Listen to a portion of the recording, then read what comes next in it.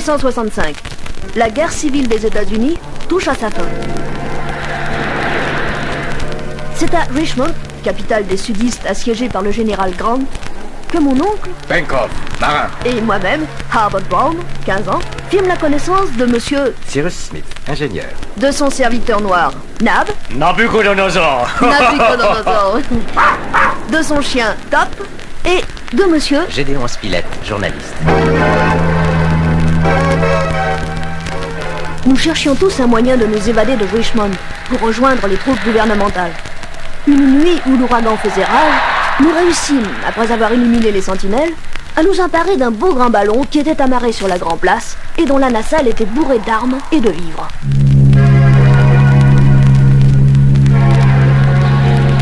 Cinq jours après notre départ, il y avait longtemps que nous avions perdu le contrôle de notre aérostat. Le vent n'avait pas cessé de souffler à des vitesses variant de 160 à 200 km/h en direction du sud-ouest. Et nous devions être au-dessus du Pacifique à des milliers de kilomètres de notre point de départ. Mais notre ballon se dégonflait de plus en plus. Nous nous étions successivement débarrassés de tout ce que contenait la nacelle. Armes, instruments, vivres et provisions d'eau potable. Remontons-nous, monsieur Spilett! Non! Au contraire, nous descendons! Mais que cela, monsieur Cyrus? Nous tombons! T'as pas vu quelque chose? Tenez bon! Plus que 2 ans perdus! Oh là là! Ces grosses vagues!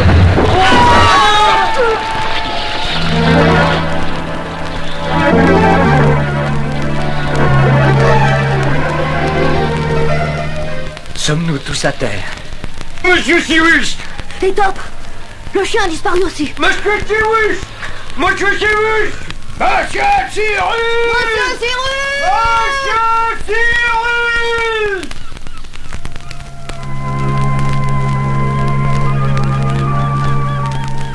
Le vent était tombé, mais le froid était vif et nous souffrions cruellement. Nous passâmes la nuit à aller et venir sur cette grève, à écouter et à appeler. Lorsque le soleil se leva, notre nouveau domaine nous apparut. Île ou continent? Monsieur Cyrus!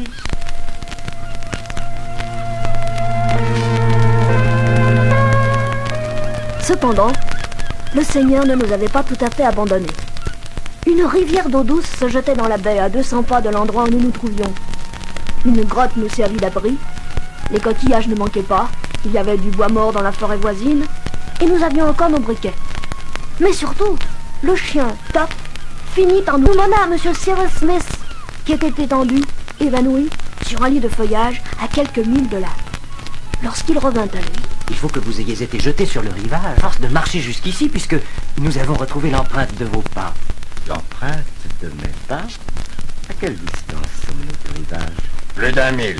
J'aurais donc marché plus d'1 000 sans en avoir conscience? Et sans en avoir conscience, vous vous seriez confectionné un bon lit de feuillage?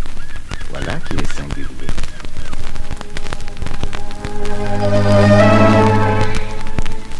Nous commençâmes à nous organiser et à explorer cette terre où le Seigneur nous avait jetés. Île ou continent?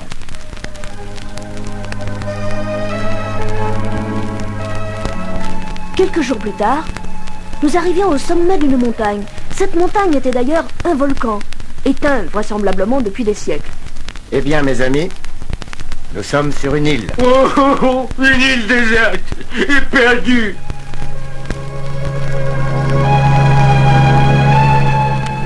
Nous appelâmes notre île l'île Lincoln. Pendant les mois qui suivirent, nous fûmes sous la direction de monsieur Cyrus, tour à tour chasseurs, armés d'arcs et de flèches, et pêcheurs, mais aussi bûcherons et charpentiers, briquetiers et potiers. Ce qui fait que nous étions arrivés à fabriquer l'essentiel de ce qui nous était indispensable. Nous découvrîmes, dans le sein même de la haute muraille de granit, à une centaine de pieds au-dessus du niveau de la mer, une caverne extraordinaire, dont nous fîmes une véritable forteresse. Dans cette caverne, il y avait comme un puits très profond, au fond duquel il y avait de l'eau. D'après M. Cyrus, c'était vraisemblablement la mer qui communiquait avec ce puits. Lorsque nous l'avions découvert, Top avait aboyé furieusement, et depuis, il n'arrêtait pas de rôder autour, en grognant.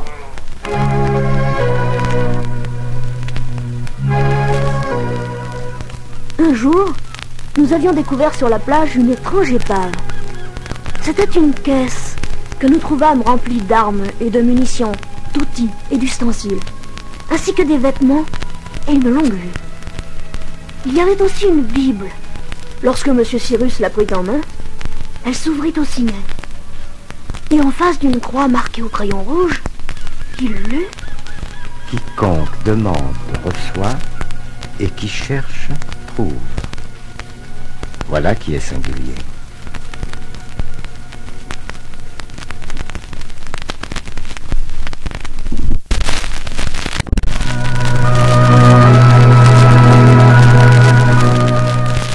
Deux années s'écoulèrent, pendant lesquelles nous exploitâmes littéralement notre île.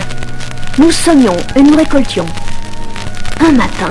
Navire! Les diables! Quel pavillon arbore-t-il? Oh! Le pavillon noir!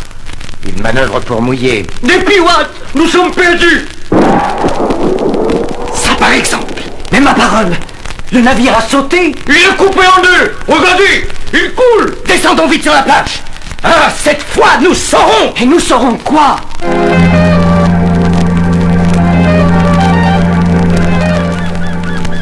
Monsieur Cyrus, regardez ce que j'ai trouvé!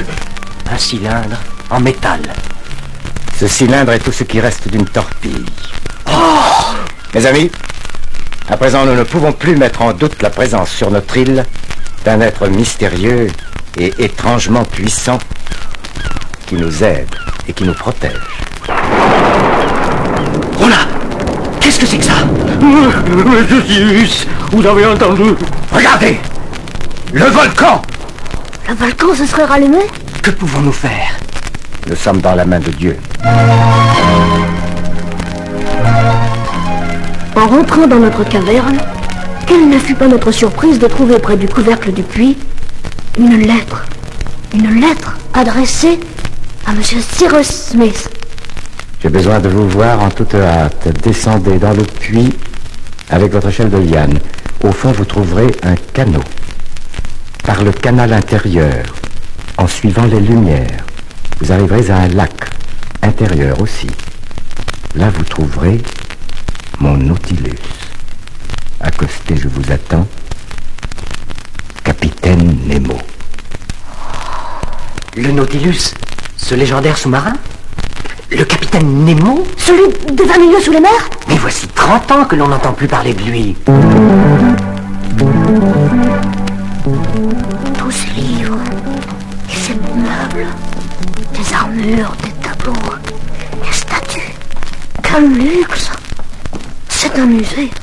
C'est un véritable palais. Un palais flottant et sous-marin.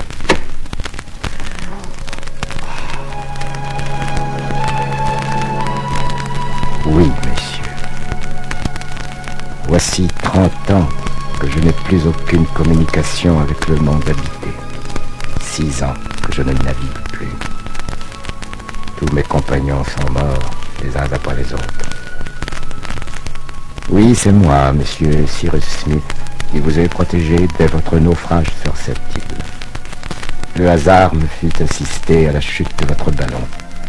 Revêtu de mon scaphandre, je me promenais à quelques encablures de la grève lorsque vous fûtes précipité dans la mer. Et je vous portais jusqu'au rivage. Les traces de pas. Le lit de feuillage? Par le puits, communiquant avec votre caverne, j'ai pu entendre vos conversations. J'ai pu vous juger, vous observer, je vous ai vu, honnête, énergique, liés les uns aux autres par une amitié fraternelle. C'est moi qui fis échouer cette épave contenant des objets qui vous ont été utiles, je pense. Et c'est vous qui fîtes sauter le bateau pirate en lui envoyant une torpille? Oui. À présent que mes heures sont comptées, car je le sais, messieurs, je vais mourir. J'ai un ultime avis à vous donner. Vous devez tout faire pour quitter cette île au plus vite. La crypte qui mène à ce port sous-marin n'est séparée de la cheminée centrale du volcan que par une mince paroi. Cette paroi vient de se sillonner de fissures Le jour où la mer pénétrera par la cheminée centrale jusque dans les entrailles de l'île, celle-ci explosera et disparaîtra de la surface de la mer. Personne au monde n'est capable de ressusciter le Nautilus.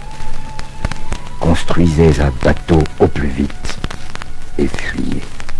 Mais vous, capitaine Nemo, Moi, je suis déjà mort. Fuyez, mes amis.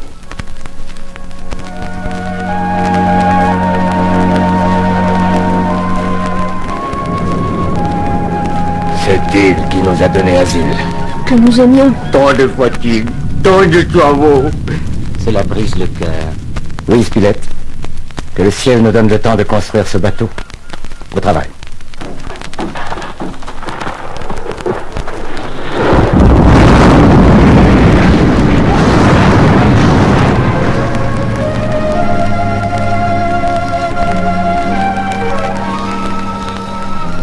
Un roc isolé, long de 30 pieds, large de 15, émergeant de 10 à peine, était tout ce qui restait de notre île. Si nous avions tous les 6 avec Top, survécu, c'est que, réunis sur la grève au moment de l'explosion, nous avions été précipités à la mer. C'est sur ce roc nu que nous avons vécu pendant 9 jours. Nous commencions à délirer lorsque... Navire! Navire en vue! Navire! Navire!